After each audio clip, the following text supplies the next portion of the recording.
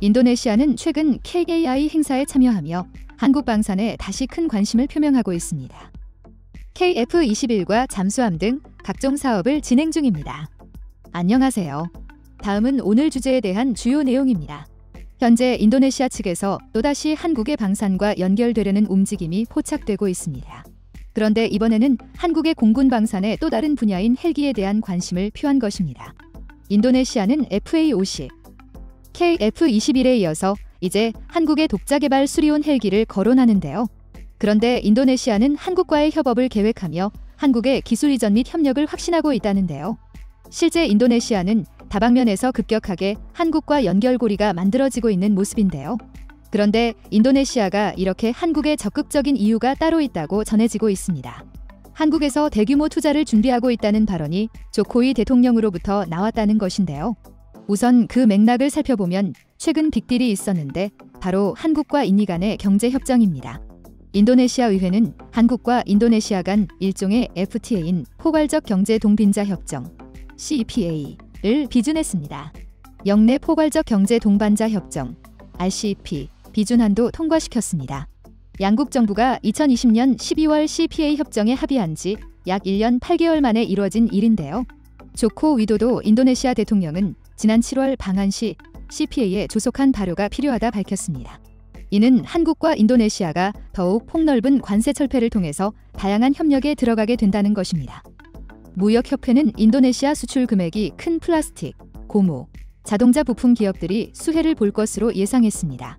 반면 인도네시아에서는 한국의 자원 관련 분야 등의 관세를 철폐해 더 많은 수출을 기대하는 것입니다. 하지만 결정적으로 인도네시아는 한국으로부터 거금이 들어온다고 확신하고 있는 상황입니다. 실제 인도네시아 조코이 대통령은 현지에서 한국이 투자를 크게 할 것이라는 발언을 했습니다. 조코 위도도 인도네시아 대통령은 방한 당시 한국 기업들이 9조 원 규모의 투자 약속을 했다며 올해 말부터 투자가 시작될 것이라고 이를 인도네시아 투자부 장관이 밝혔습니다. 이는 실제 메머드급의 프로젝트가 한국과 다수 진행됨을 뜻하고 있는 상황인데요. 구체적으로는 지난 7월 조코이 대통령의 서울 방문 동안 한국 기업들로부터 총 67억 2천만 달러, 약 9조 원가량의 규모의 투자 약속을 받았다며 이 중 일부는 올해 안에 착공에 들어갈 것이라 했습니다. 그는 한국이 철강 산업과 전기차 배터리 등 인도네시아의 여러 전략적 부문에 투자하기로 했다며 인도네시아의 신수도 누산타라 개발에도 투자하고 싶어 한다고 설명했습니다. 그중 한 기업은 LG여라며 조코이 대통령은 LG의 투자가 속도를 낼 수 있도록 지원할 것을 지시했다고 말했습니다. 특히 LG에너지솔루션은 배터리 공장을 건설하고 LG화학 포스코는 니켈 광산 개발을 협상 중입니다. 또한 포스코는 인니 철강 회사와 합작하여 약 5조 원을 투자해 제2고로와 냉연 공장을 신설하기로 했습니다. 이렇게 대규모의 투자가 한국에서 이루어지며 인도네시아가 바라고 가장 시급해하는 수도 이전 문제, 니켈 광산 개발, 철강 사업, 전기차 사업 등 거의 모든 분야에 한국이 관련되어 있는 모습인 것입니다. 그야말로 한국은 최대한 역량을 쏟아부으며 인니의 요구사항과 발전을 위해 노력해준 모습인데요. 따라서 조코이 대통령도 국내 기업인들과 만나 규제 완화와 애로사항 해결을 약속하는 동시에 한국 측의 적극적인 투자를 다시 당부했습니다. 잘해줄 테니 큰 투자를 해달라는 부탁입니다. 심지어 조코이 대통령은 한국 기업이 애로사항이 생기면 투자부 장관이나 선임 장관인 해양투자조정장관에게 말하고 이 두 사람에게서도 해결이 안 되면 나에게 알려달라고 말하는 등 자신감 있게 말했습니다. 또한 한국 기업들이 인도네시아인들을 적극 고용해 일자리를 많이 만들어 달라고도 당부했습니다. 그런데 한국에서는 한국이 이렇게 인도네시아에 대규모 투자를 하며 경제협력을 하고 있으니 당장 연체된 KF-21 분담금 8천억 원을 해결해달라는 취지의 발언을 조코이 대통령 방한 시에 전했으며 조코이 대통령은 KF-21 미납금을 협의하고 앞으로 해결할 방안을 모색하겠다는 의사를 보였습니다. 그러나 막상 한국에는 여전히 분담금 관련해서 아무런 조치가 없는 것으로 전해지고 있습니다. 한국이 9조 원가량의 투자를 기다린다고 했으나 8천억 원 분담금 납부는 계속 미루는 것입니다.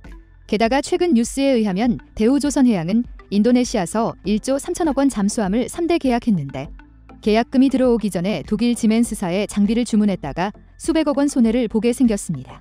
인도네시아는 역시 수년간 잠수함 계약금조차 입금하지 않고 있어 큰 문제가 되고 있는 것이죠.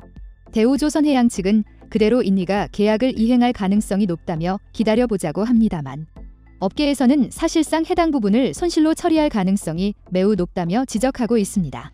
하지만 대우조선 측이 계약금도 안 받고 주문을 이행한 것은 분명 큰 잘못이긴 하지만 국가 간의 계약서를 써놓고 이행하지 않으면 추후 외교 문제가 되기 때문에 이런 일은 거의 없다는 겁니다. 게다가 한국에서 10조 원에 달하는 투자 약속까지 받았는데도 분담금, 계약금을 지급하지 않는 것은 인도네시아를 신뢰할 수 있는가에 대한 근본적인 문제가 된다는 의견이 나온 것이죠. 그런데 이 가운데 인도네시아는 국산 개발 헬기인 수리온에 대해서도 관심을 표하고 있습니다.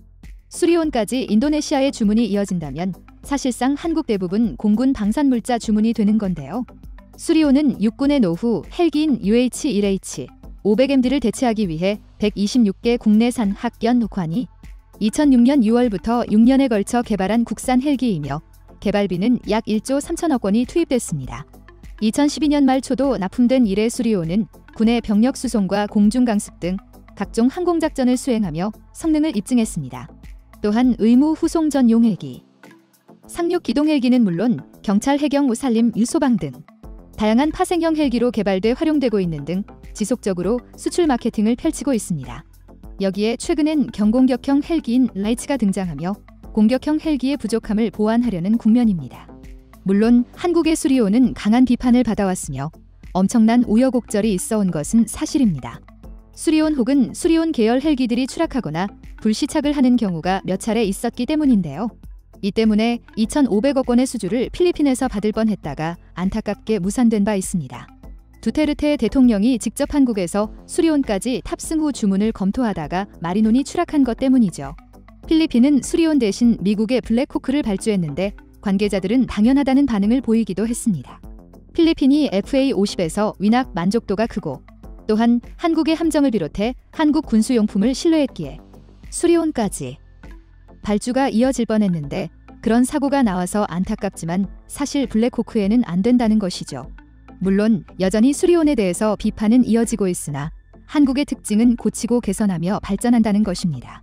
또한 미국의 대형 헬기 차누크조차도 현재 부품에 문제가 생겨 전체 헬기가 운영이 금지되었습니다. 헬기 운용에 있어서 미국조차 기술적 어려움이 따르기 때문에 한국도 지나치게 좌절할 건 없습니다. 또한 수리온보다 난이도로 지면 훨씬 높을 수 있는 KF-21의 경우 미국은 불가능하다고 했습니다. 미국에서 수리온은 불가능하다고 한 적이 없지만 KF-21은 말이 안 된다고 했는데 현재 이뤄내고 있습니다. 또한 KAI에 따르면 개선된 수리온은 지속적인 해외 수출 박람회에 전시 중이며 문의가 오고 있습니다. 미국과는 다른 저렴한 운용 비용과 사후 관리, 지속적인 업그레이드 등 장점이 있기 때문입니다. 이 가운데 KAI는 다시 한번 국내에서 수리온 마케팅을 하면서 관련 국가들을 초대한 모습이 나왔는데요. 그런데 이 가운데 다시 인도네시아가 등장하면서 수리온에 대한 관심을 표한 것입니다. 특히 인도네시아는 수리온에 대해서 진지하게 관심을 수차례 표현한 바 있습니다. 2016년에는 경찰청 헬기로 수리온 납품을 인니 측에서 적극적으로 검토한 바 있으며 2019년 당시엔 한국 매체 온라인에어에 따르면 KAI에서 인도네시아에 수출이 유력하다 했습니다. 인도네시아는 경공격기와 중형 헬리콥터 도입을 추진하는데 KAI는 KF-21도 인니와 진행했기 때문에 인도네시아의 헬기 사업에 유리한 위치이며 실제 인니 정부의 관심이 크다는 것입니다. 또한 인니에서 KAI와는 특별한 관계로 가격도 크게 낮추 판매할 가능성도 구체적으로 거론됐습니다. KAI는 특히 아시아 지역에서는 중국이나 인도를 빼고 헬기 제작사가 거의 없다고 하면서 KAI 관계자는 국내 운용 실적이 뒷받침되면서 약 20여 개국 수출을 타진한다고 말했습니다. 그런데 최근에 인도네시아에서 다시 수리온에 대한 관심을 보이자 뜻밖의 싸늘한 풍경이 나오는데요. 만약 인도네시아가 수리온을 발주한다고 해도 과연 최종 인수까지 이어지겠냐는 것입니다.